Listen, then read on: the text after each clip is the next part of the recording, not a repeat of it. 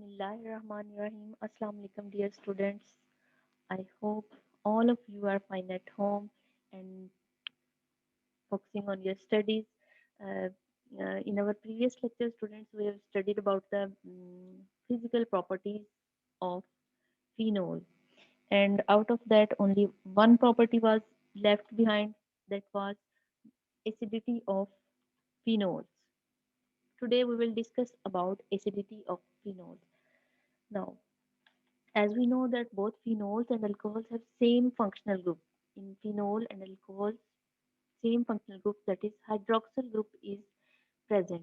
But phenols are much more acidic than alcohols. Phenols are much more acidic than alcohols. Although phenols are weaker acids as compared to carboxylic acids, but phenols are more acidic as compared to alcohols. If we discuss about their pKa values. The pKa value of carboxylic acids is 5, pKa value of phenol is 10, and pKa value of alcohols is 17. So from pKa value you can compare their acidic strength.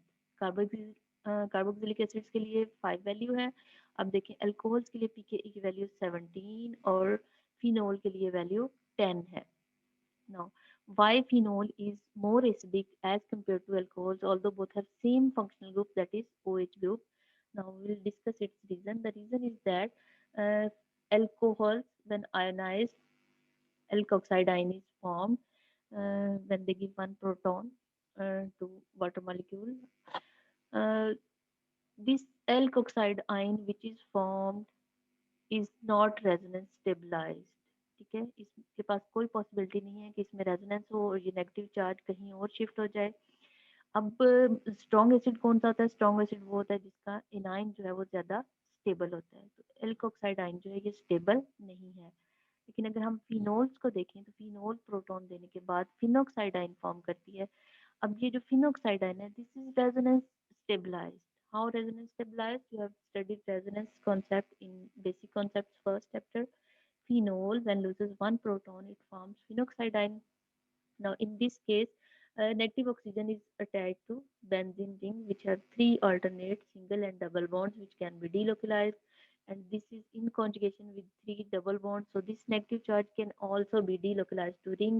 So first one bond comes here, negative charge forms bond here, and this bond is shifted to ortho position, and this structure is formed. Next, this negative charge comes to here, and double bond comes to here. So this resonance structure is formed, and next it can be delocalized to this position. So in these three structures there is no negative charge on oxygen atom. जब oxygen पे negative charge नहीं है बच्चों, तो oxygen जो है वो उस प्रोटॉन को दोबारा से इजीली एक्सेप्ट नहीं करेगी. तो मींस ये इजीली प्रोटॉन दे रही है, तो ये एसिडिक है. तो ये रीजन है कि जो फिनोल है उसकी एसिडिक स्ट्रेंथ ज्यादा है as compare to alcohol. Alcohols में जो एल्कोक्साइड आयन है वो रेजोनेंस स्टेबलाइज्ड नहीं है, बट फिनोल के केस में जो फिनोक्साइड आयन है ये रेजोनेंस स्टेबलाइज्ड है. So due to resonance phenol is more due to resonance in phenoxide ion, phenol is more acidic as compared to alcohols. Now, ये तो यहाँ तक जो हमने बच्चों बात की वो थी सिंपल फिनोल की, कि सिंपल फिनोल जो है वो अल्कोहल से ज़्यादा एसिडिक है. अब हम नेक्स्ट देखेंगे कि अगर फिनोल में बेंजीन रिंग पे फर्दर ग्रुप्स अटैच हैं तो उनका फिनोल की एसिडिटी पे क्या इफेक्ट होगा. अब बेंजीन रिंग पे जो बच्चों ग्रुप्स अटैच हैं वो टू टाइप्स के हो सकते हैं. इलेक्ट्रॉन विड्रॉइंग ग्रुप्स हो सकते हैं एंड इलेक्ट्रॉन रिलीजिंग ग्रुप्स हो सकते हैं. इलेक्ट्रॉन रिलीजिंग ग्रुप्स वो होंगे जो बेंजीन रिंग को इलेक्ट्रॉन्स देंगे, और विड्रॉइंग ग्रुप्स वो होंगे जो बेंजीन रिंग से इलेक्ट्रॉन्स को विड्रॉ करेंगे. अब फिनोल के एसिडिक होने के लिए जो ग्रुप्स इलेक्ट्रॉन्स विड्रॉ करेंगे वो नेगेटिव चार्ज को फर्दर ऑक्सीजन से डीलोकलाइज कर देंगे, ज्यादा दूर कर देंगे, तो वो फिनोल की एसिडिटी को इंक्रीज करेंगे. Electron withdrawing groups when present on benzene ring of phenol, they increase the acidity of phenol.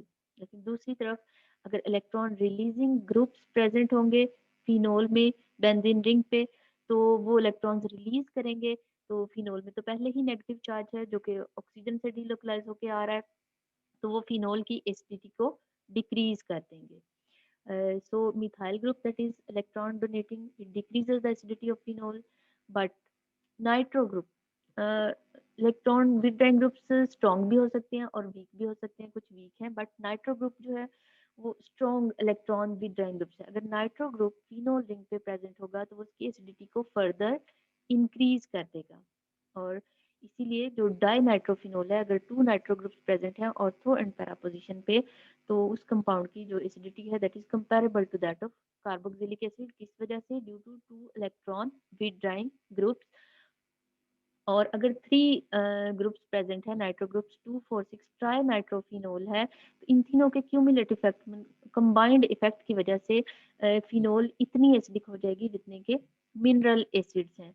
तो ये जो कंपाउंड है हमारा 2, 4, 6 ट्राई नाइट्रोफिनोल, इसकी इसी एसिडिटी की वजह से इसका कॉमन नेम पिक्रिक एसिड है। ठीक है, 2, 4, 6 ट्राई नाइट्रोफिनोल को कॉमन नेम में हम पिक्रिक एसिड कहते हैं। पिक्रिक एसिड क्यों नाम पड़ा इसका? Due to its increase acidity. और वो एसिडिटी किसकी वजह से इंक्रीज हुई? Due to three nitro groups which are strong electron withdrawing groups. So due to these three electron withdrawing groups, acidity of phenol is increased. तो यहाँ तक इसका जनरल कॉन्सेप्ट यही है कि जो इलेक्ट्रॉन डोनेटिंग ग्रुप्स प्रेजेंट होंगे बेंजीन रिंग पे तो वो उसकी एसिडिटी को डिक्रीज करेंगे, लेकिन अगर इलेक्ट्रॉन विदड्राइंग ग्रुप्स होंगे तो वो फिनोल की एसिडिटी को इंक्रीज करेंगे। अब नेक्स्ट फिनोल के कुछ उन्होंने प्रॉपर्टीज बता दी हैं कि फिनोल जो है उसकी प्रॉपर्टीज कैसी हैं। तो फिनोल इतनी एसिडिक है बच्चों के फ्लैश को डैमेज कर सकती है और पॉइजनस भी हो सकती है, इसलिए इसको बेयर हैंडेड इसको हैंडल नहीं करना चाहिए। ग्लव्स पहनने के बाद इसको यूज़ करना चाहिए या फिर केयर से with the help of spatula use करना चाहिए। और फिनोल को वो हम डिफरेंट जगहों पे यूज़ कर सकते हैं। इसको हम as a general disinfectant germs kill करने के लिए यूज़ करते हैं कि कोई भी ऐसी जगह जहाँ हमने जर्म्स को किल करना हो तो वहाँ पे हम फिनोल सॉल्यूशन यूज़ करते हैं। इसको सिंपल सॉल्यूशन की फॉर्म में भी यूज़ कर सकते हैं या फिर कैल्शियम हाइड्रोक्साइड के साथ मिक्स करके यूज़ कर सकते हैं। इसको टॉयलेट्स के लिए यूज़ करते हैं और इवन स्पेशली हॉस्पिटल्स में जो बच्चों स्मेल होती है वो इस फिनोल की होती है। और स्टेबल्स में यूज़ करते हैं। स्टेबल्स जहाँ पे हॉर्सेस के हाउसेस होते हैं, जहाँ पे हॉर्सेस को रखा जाता है, वहाँ पे यूज़ करते हैं। फ्लोर्स के लिए, ड्रेन्स के लिए और एनिमल बाइट्स के लिए भी, कि वो एनिमल्स की बॉडी पे जो कुछ इंसेक्ट्स होते हैं उनको किल करने के लिए भी इसको यूज करते हैं। यहाँ तक ये हमारी फिनोल की फिजिकल प्रॉपर्टीज दी एंड हो गई हैं। थ्री प्रॉपर्टीज हमने पहले पढ़ी थी, ये लास्ट प्रॉपर्टी थी एसिडिक प्रॉपर्टीज ऑफ फिनोल और acidity of phenol. Now our next topic is reactions of phenol. Now, phenol have two parts. One part is hydroxyl group. So, it's some of the reactions of phenol are due to this hydroxyl group, and some other reactions may be due to aromatic ring. But aromatic ring के जो भी reactions होंगे वो in the presence of or under the influence of hydroxyl groups होंगे। अब हम next इसके reactions पढ़ेंगे। The first reaction of phenol is salt formation. Salt formation में जो हमने एसिड्स के बारे में पढ़ा है, एसिड्स जब भी किसी बेस के साथ रिएक्ट करते हैं तो सॉल्ट प्लस वाटर बनता है। ठीक है, एसिड मिनरल एसिड्स हों या कार्बोक्सिलिक एसिड, जब भी एसिड बेस के साथ रिएक्ट करेगा तो सॉल्ट प्लस वाटर बनेगा। अब फिनोल के बारे में हमने पढ़ लिया प्रीवियस टॉपिक में कि फिनोल जो है ये एसिडिक है, क्योंकि इसका फिनोक्साइड आयन इजीली फॉर्म होता है, ये प्रोटॉन इजीली दे देता है। ये एसिड है तो इसको अगर हम वीक एसिड है बट एसिडिक है, इसको जब हम बेस के साथ ट्रीट करवाएंगे तो इससे फिनोल का सॉल्ट बनेगा, सोडियम सॉल्ट बनेगा plus water. This is sodium salt, जिसमें फिनोल ने प्रोटॉन दे दिया बेस को, सोडियम सॉल्ट बना plus water. So it's sodium phenoxide and it's water soluble. Phenol भी वाटर में सॉल्युबल है to some extent but not completely, because इसमें बेंजीन रिंग है। OH group hydrogen bonding form करता है वाटर के साथ, इसलिए फिनोल टू एक्सटेंट वाटर में सॉल्युबल है, but sodium phenoxide it's water soluble. अब यहाँ पर अल्कोहल और फिनोल का डिफरेंस भी है बच्चों के। फिनोल जो है वो एसिडिक है, इसलिए सोडियम हाइड्रोक्साइड के साथ रिएक्ट करके सॉल्ट प्लस वाटर बना रही है। बट जो अल्कोहल्स हैं वो बहुत ही वीकली एसिडिक हैं, वो बेस के साथ रिएक्ट नहीं करती। अल्कोहल का अगर हमने सॉल्ट बनाना हो तो हम सोडियम हाइड्रोक्साइड से रिएक्ट नहीं करवाते, बल्कि हम उसको सोडियम मेटल से रिएक्ट करवाएंगे तो अल्कोहल का सॉल्ट बनेगा। लेकिन जो फिनोल है वो सोडियम हाइड्रोक्साइड के साथ रिएक्ट करने पे भी सॉल्ट फॉर्म करेगी। अब इस रिएक्शन को हम यूज कर सकते हैं to distinguish alcohols from phenol, क्योंकि फिनोल जो है वो सोडियम हाइड्रोक्साइड के सोल्यूशन में सॉल्बल है, क्योंकि फिनोल को सोडियम हाइड्रोक्साइड के सोल्यूशन में डालेंगे सोडियम फिनोक्साइड बनेगा और वो वाटर सॉल्बल हो जाएगा।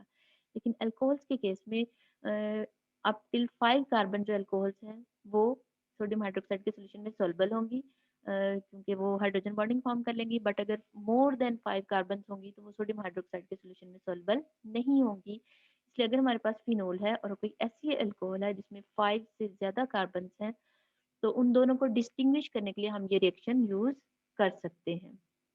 और हम फिनोल को उस अल्कोहल से सेपरेट भी कर सकते हैं इस मेथड से, क्योंकि अल्कोहल इसमें सॉल्युबल नहीं होगी, जबकि फिनोल जो है वो फिनोक्साइड आयन फॉर्म करके सोडियम हाइड्रोक्साइड के सोल्यूशन में सॉल्युबल हो जाएगी। नेक्स्ट है reaction of alcohols with sodium bicarbonate. अब फिनोल्स जो है बच्चों, फिनोल्स का रिएक्शन है with sodium bicarbonate. Phenols weakly acidic है, एसिडिक तो है बट वीकली एसिडिक है, कार्बोक्सिलिक एसिड जितनी एसिडिक नहीं है। और जो सोडियम बाइकार्बोनेट है ये एक वीक बेस है, सोडियम बाइकार्बोनेट एक वीक बेस है। तो फिनोल जो है वो सोडियम बाइकार्बोनेट के साथ रिएक्ट नहीं करती, क्योंकि फिनोल वीक एसिड है और ये वीक बेस है, दोनों ही इतने वीक हैं कि एक दूसरे के साथ रिएक्ट करके सॉल्ट फॉर्म नहीं करते। जबकि जो हमारे कार्बोक्सिलिक एसिड्स हैं वो सोडियम बाइकार्बोनेट के साथ रिएक्ट करते हैं, क्योंकि वो स्ट्रॉन्ग एसिड्स हैं। मिनरल एसिड जितने स्ट्रॉन्ग नहीं, बट कार्बोक्सिलिक एसिड जो है वो स्ट्रॉन्ग एसिड्स हैं, और वो सोडियम बाइकार्बोनेट के साथ जब रिएक्ट करेंगे तो उससे उनका सॉल्ट बनेगा, सोडियम सॉल्ट बनेगा plus carbon dioxide and water. तो सोडियम बाइकार्बोनेट के साथ जो रिएक्शन है बच्चों, इसको हम यूज कर सकते हैं to distinguish phenols from carboxylic acid. पहले रिएक्शन को हमने यूज किया to distinguish phenols from alcohols which have more than 5 carbon, और इस रिएक्शन को हम यूज करेंगे to distinguish between phenol and carboxylic acid. जब कार्बोक्सिलिक एसिड अगर होगा तो वो सोडियम बाइकार्बोनेट के साथ रिएक्शन करने से कार्बन डाइऑक्साइड इवॉल्व करेगा, जो कि टेस्ट ट्यूब में हमें नजर आती है। जबकि अगर फिनोल होगी तो वो सोडियम बाइकार्बोनेट के साथ रिएक्ट नहीं करेगी। इस तरह हम इस रिएक्शन से फिनोल को डिस्टिंग्विश कर सकते हैं from carboxylic acid. But phenol में भी एक एक्सेप्शन है जो हमने अभी पीछे पढ़ा, 2,4,6 ट्राइनाइट्रोफिनोल। इसके बारे में हमने पढ़ा कि ये कार्बोक्सिलिक एसिड जितनी ही स्ट्रॉन्ग है, तो 2,4,6 ट्राइनाइट्रोफिनोल जो है वो सोडियम बाइकार्बोनेट के साथ रिएक्ट कर लेगी, बाकी सारी फिनोल्स नहीं करेंगी। लेकिन 2,4,6 trinitrophenol is as acidic as carboxylic acid, so it will react with sodium bicarbonate and will evolve carbon dioxide. So we cannot distinguish 2,4,6 trinitrophenol from carboxylic acid by this reaction. Next एक और exception दिया, और बच्चों ये reason में भी पूछा जा सकता है कि why 2,4,6 try tertiary butyl phenol does not form salt even with sodium metal, कि सोडियम हाइड्रोक्साइड के साथ तो क्या ये सोडियम मेटल के साथ भी इसका सोडियम सॉल्ट नहीं बनता। तो उसकी रीजन क्या है बच्चों की, ये जो टर्शरी ब्यूटाइल ग्रुप अटैच है, टर्शरी ब्यूटाइल ग्रुप और 3 टर्शरी ब्यूटाइल ग्रुप्स हैं, 2,4,6 try tertiary butyl phenol.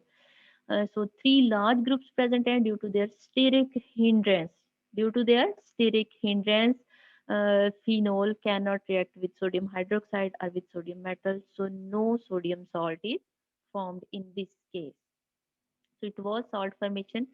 Phenol, when treated with sodium hydroxide, it forms salt and evolves water. But when treated with sodium bicarbonate, phenols don't react with it because they are weakly acidic and it's weak base. And 2,4,6 tritetryl does not react even with sodium hydroxide, sodium bicarbonate, and sodium metal, and the reason is steric hindrance.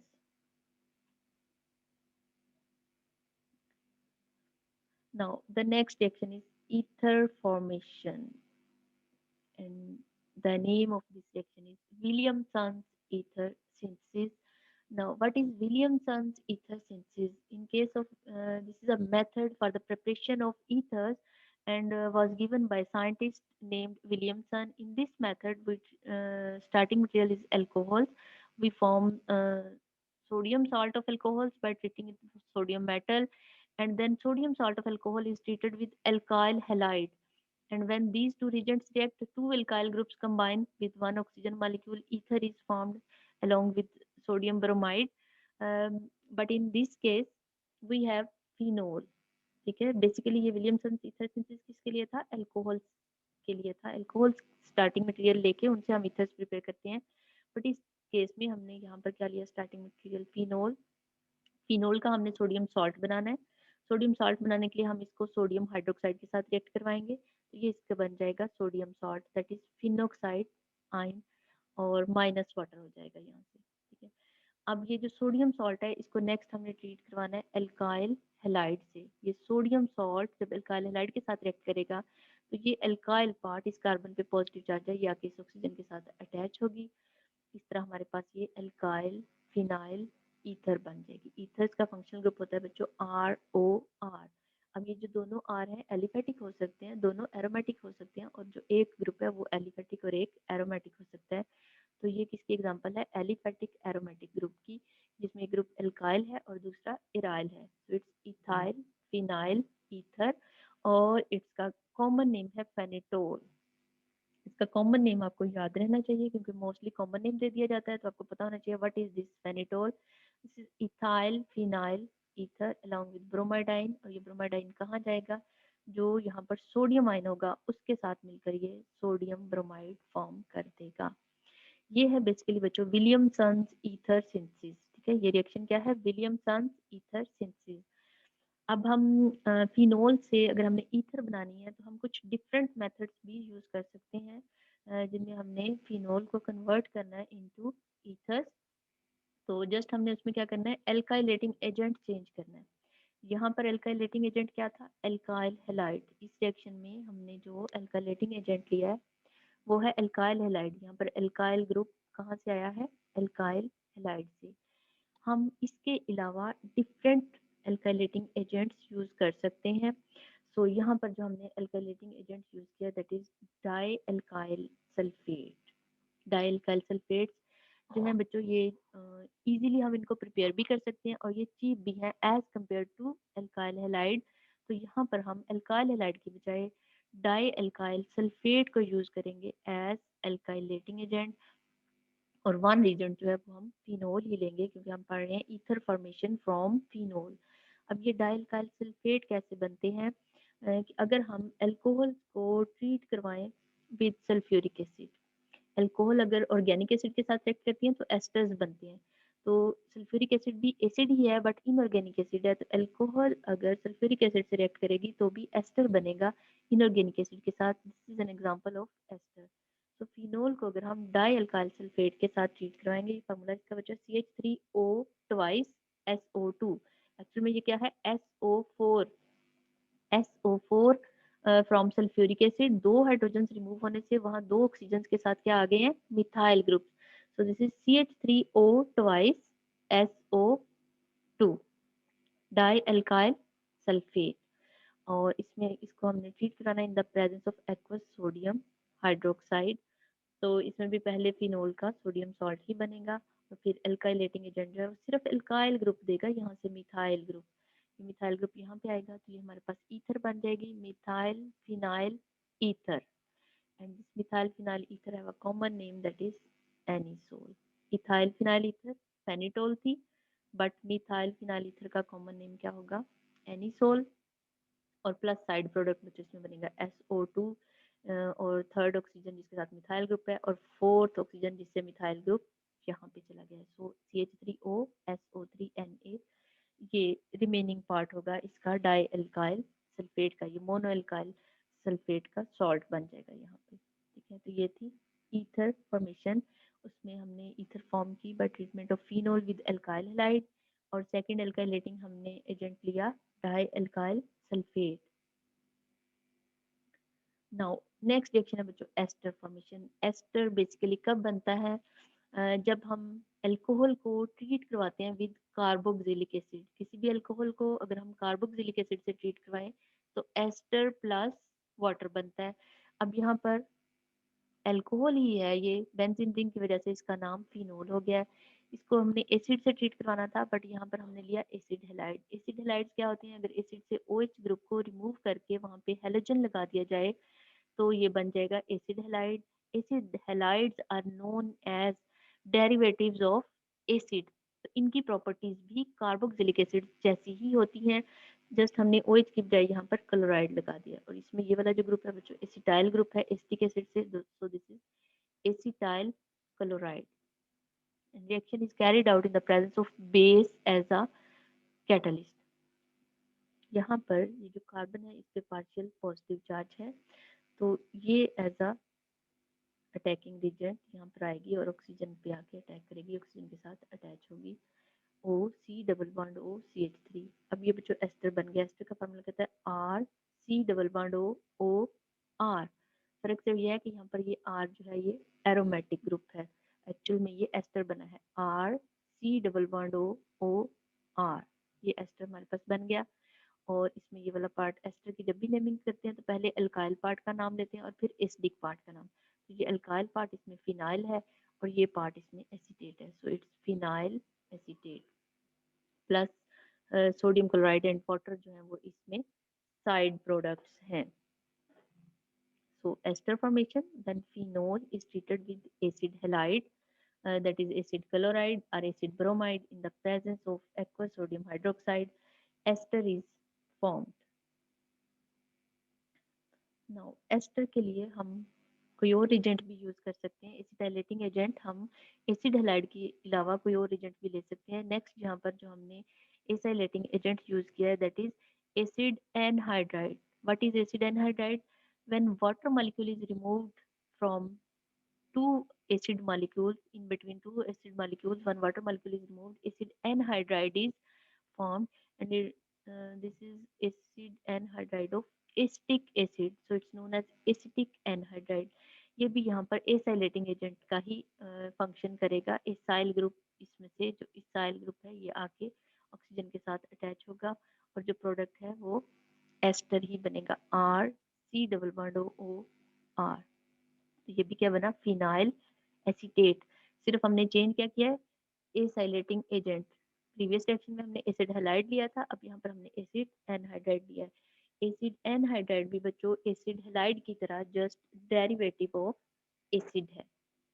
और इसमें two parts थे acetic acid के, one attach हो जाएगा, second बचेगा तो वो as a acetic acid side product बनेगा।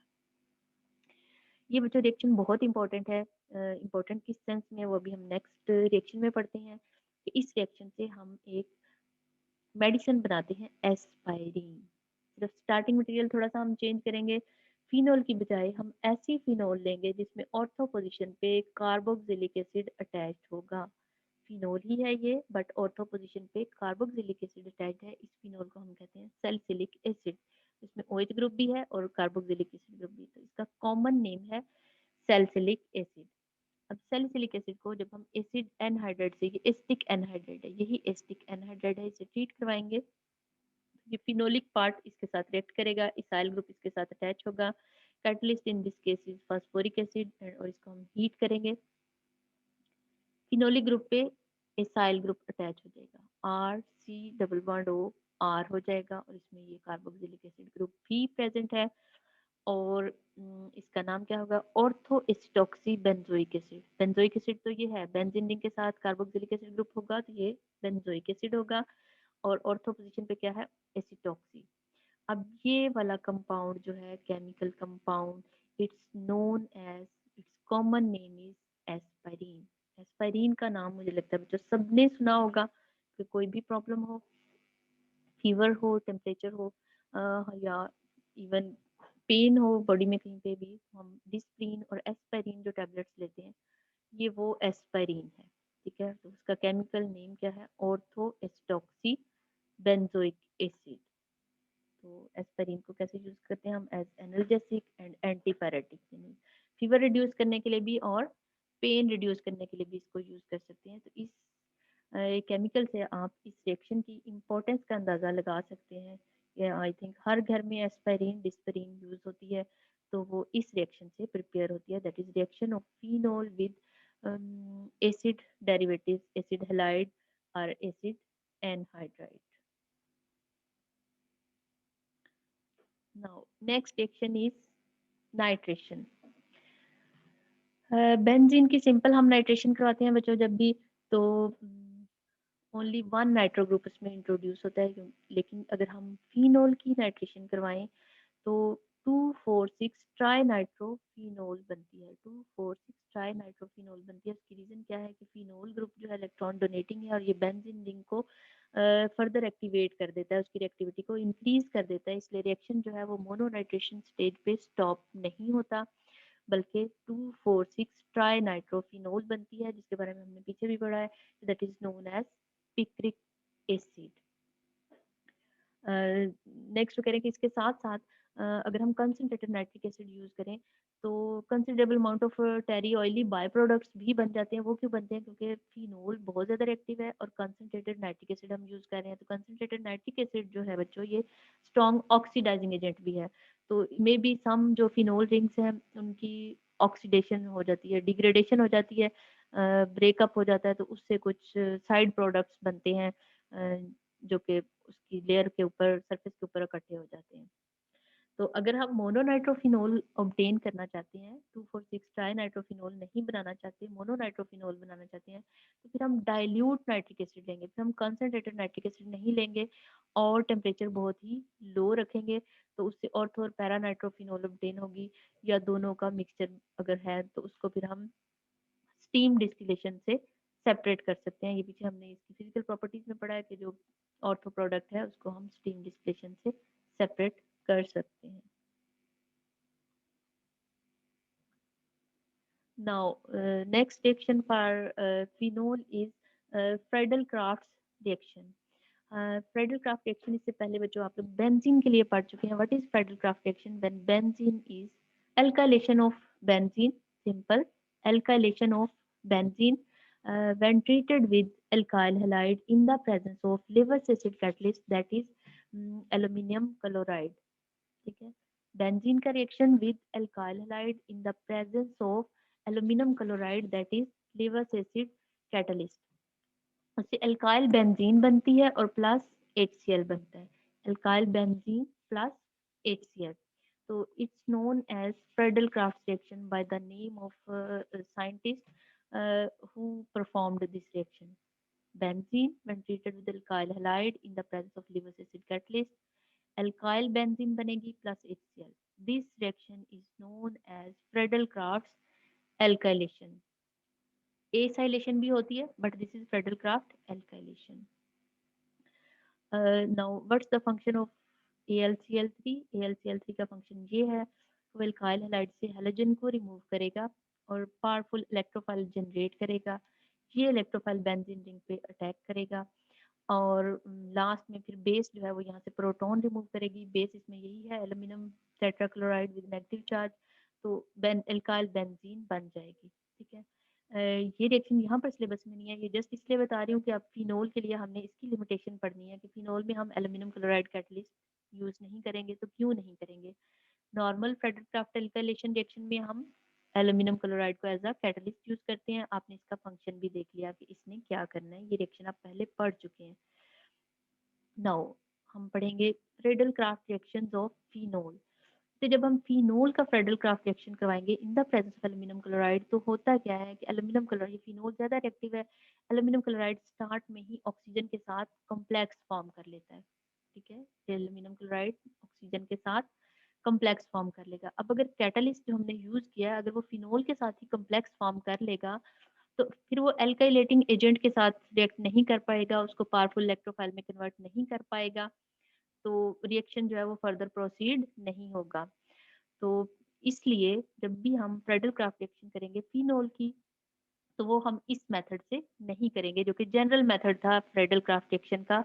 उसमें हमने एल्यूमिनियम क्लोराइड का एज अ कैटलिस्ट यूज करना है, लेकिन जब भी हमने फिनोल की एल्काइलेशन करवानी है, फ्रेडल क्राफ्ट रिएक्शन करवाना है, तो हमने एल्यूमिनियम क्लोराइड को एज अ कैटलिस्ट यूज नहीं करना. रीजन उसकी क्या है कि वो स्टार्ट में फिनोल के साथ ही कम्प्लेक्स फॉर्म कर लेगा.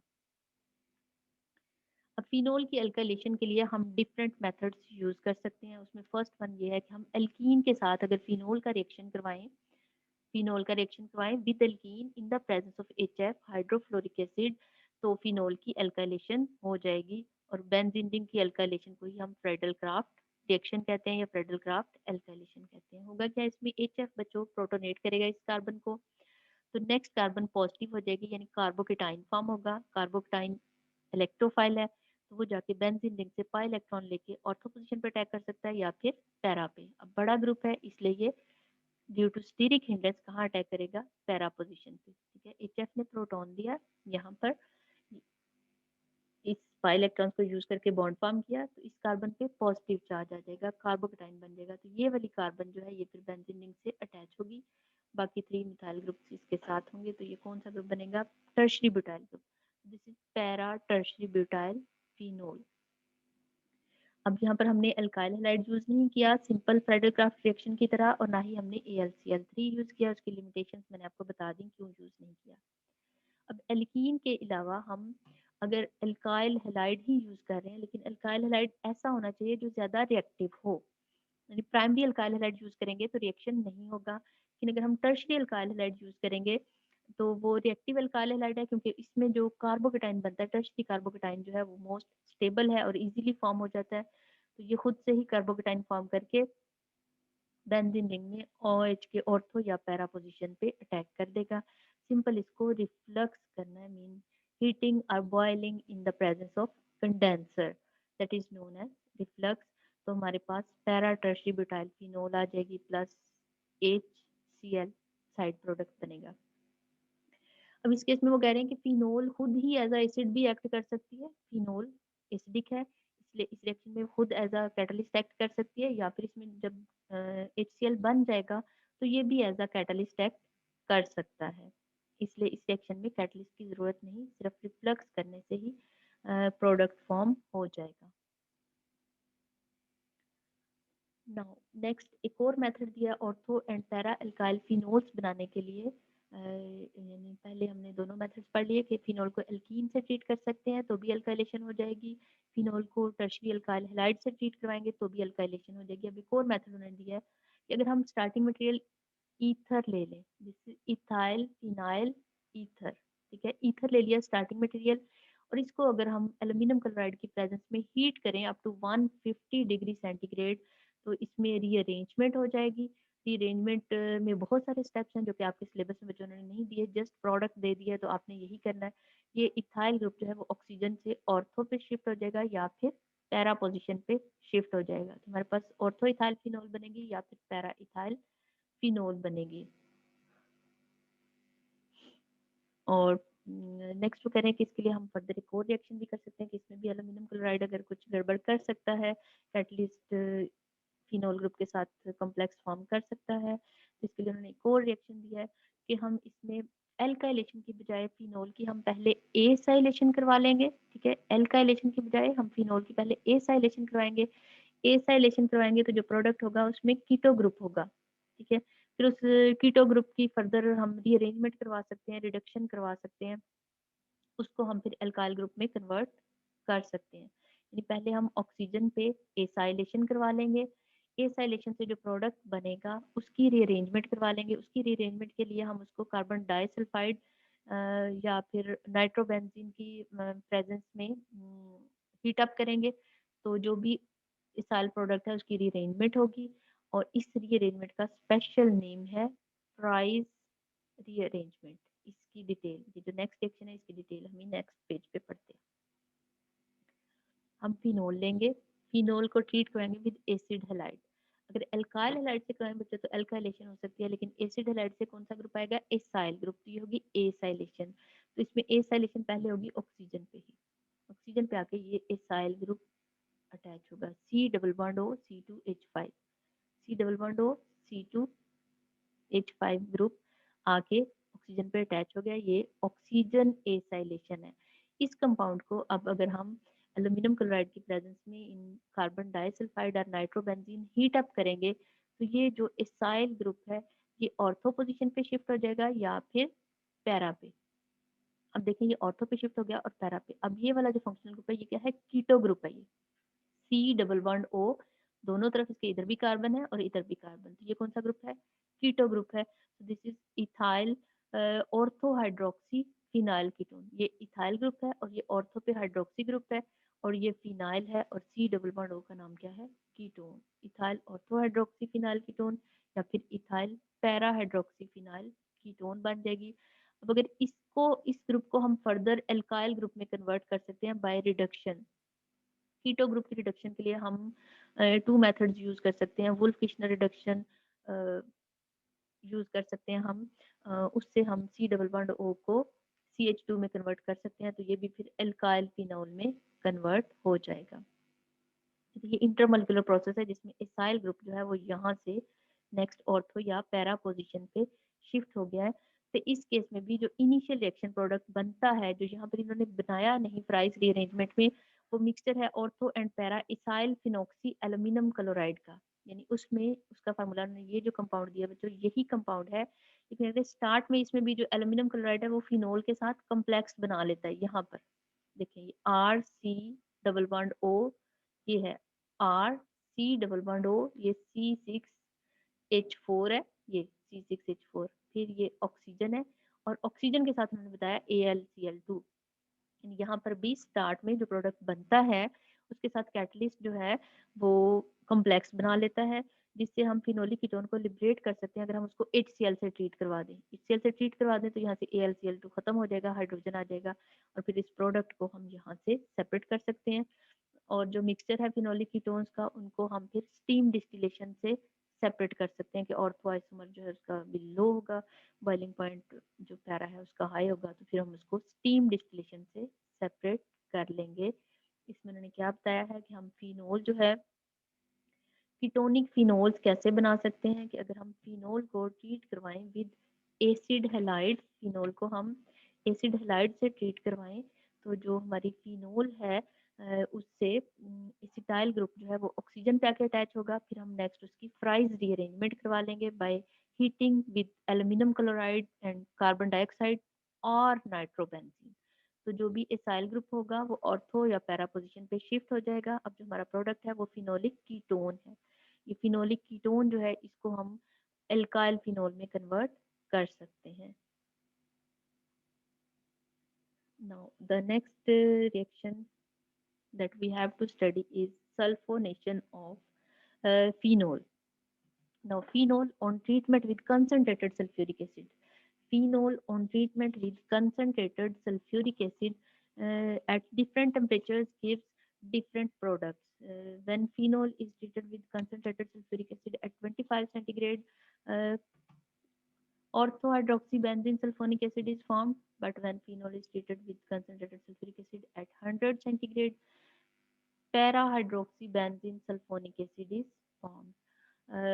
At low temperature, the rate of formation of orthohydroxybenzene sulfonic acid is fast. So it's known as kinetic product, whose rate of formation is fast, that is known as kinetic product. But at high temperature, this product is not stable. It's not stable thermodynamically, means temperature increase करेंगे तो ये stable नहीं होगा, ये sulphonic acid group जो है ये rearrange होकर शिफ्ट हो जाएगा टू पैरा पोजिशन। इसका भी अगर टेम्परेचर हाई कर देंगे तो ये भी इसमें शिफ्ट हो जाएगा।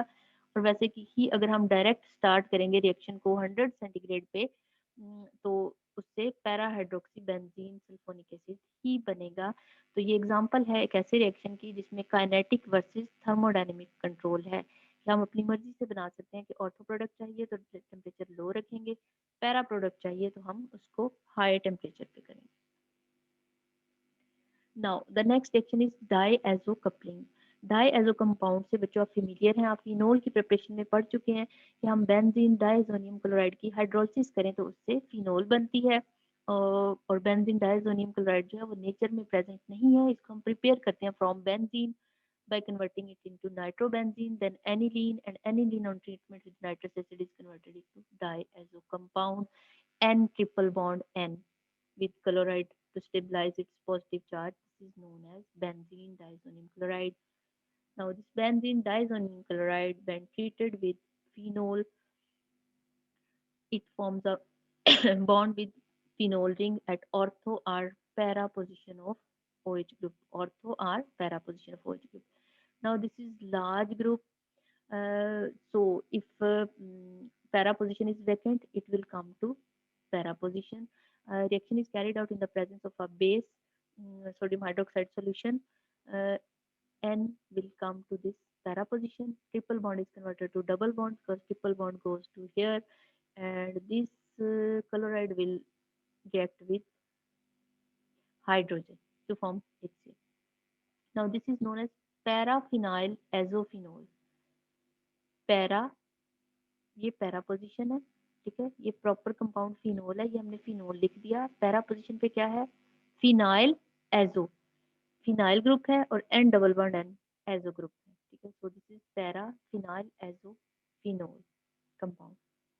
नाउ अगर हम पैरा पोजीशन को पहले से ही ब्लॉक कर देंगे, हमने पहले से ही इस पर मिथाइल ग्रुप अटैच कर दिया बच्चों, तो फिर डाइसोनियम क्लोराइड का जो नाइट्रोजन है वो ऑर्थो पोजीशन पे आके अटैच होगा। सो दिस इज 4 मिथाइल और 2 पोजीशन पे क्या है, फिनाइल एजो फिनोल। अब हमने ऑर्थो नहीं लिखा, 4 लिखा है, तो फिर हमने साथ में 2 लिखा है, 2 पोजीशन पे phenyl azo phenol. Now where these compounds are used, these compounds in these compounds, this double bond brings two benzene rings in conjugation with each other. What is conjugation? When two double bonds are separated by a single bond, this is known as conjugation. Now these three bonds can be delocalized with this bond, and these three can also be delocalized with this bond. um, so in the compounds in which conjugation is increased, they absorb visible light of spectrum and they are colored. So due to this property, these compounds are used as dyes, colouring agents के तौर पे इनको use करते हैं। Die azo compound जहाँ भी हों, इनको हम as a colouring agents use करते हैं। अब टिल नाउ बच्चों हम इतने ही रिएक्शंस पढ़ेंगे। नेक्स्ट अभी इसके कुछ रिएक्शन फिनोल के बाकी हैं, वो हम नेक्स्ट लेसन में स्टडी करेंगे।